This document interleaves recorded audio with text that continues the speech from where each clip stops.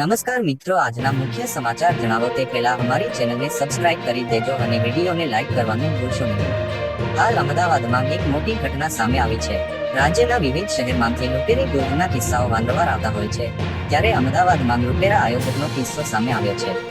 અમદાવાદમાં સમૂહ લગ્ન નામે કૌભાંડના આક્ષેપની ઘટના સામે આવી છે.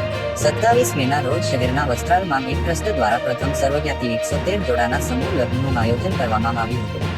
113 યુગલો પાસેથી રજિસ્ટ્રેશનના નામે તમામ લોકો પાસેથી 22,000 રૂપિયા લેવામાં આવ્યા હતા.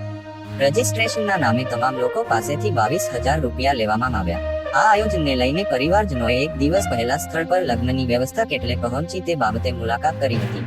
તો બીજી તરફ તે સ્થળ પર કોઈ પ્રકારનું આયોજન ન દેખાતા આયોજકોએ લાખો રૂપિયાની ઉઘરાણી કરી ફરાર થયાનો આરોપ લોકો દ્વારા કરવામાં આવ્યો છે. અમરાઈવાડી પોલીસ સ્ટેશનમાં થયો હોબાળો. આ અંગે લોકોએ અમરાઈવાડી પોલીસ સ્ટેશનમાં હોબાળો કરી આયોજક સામે કાર્યવાહી કરવા માંગ કરી છે. હિન્દુ જન વિકાસ સેવા સંઘ ટ્રસ્ટના દ્વારા સર્વજ્ઞાતિ સમૂહ લગ્ન મહોત્સવનું આયોજન કરવામાં આવ્યું હતું. તો હાલ માટે બસ આટલું જ. મળીશું નવા વિડીયોમાં અને આ ચેનલને સબસ્ક્રાઇબ કરવાનું ભૂલશો નહીં.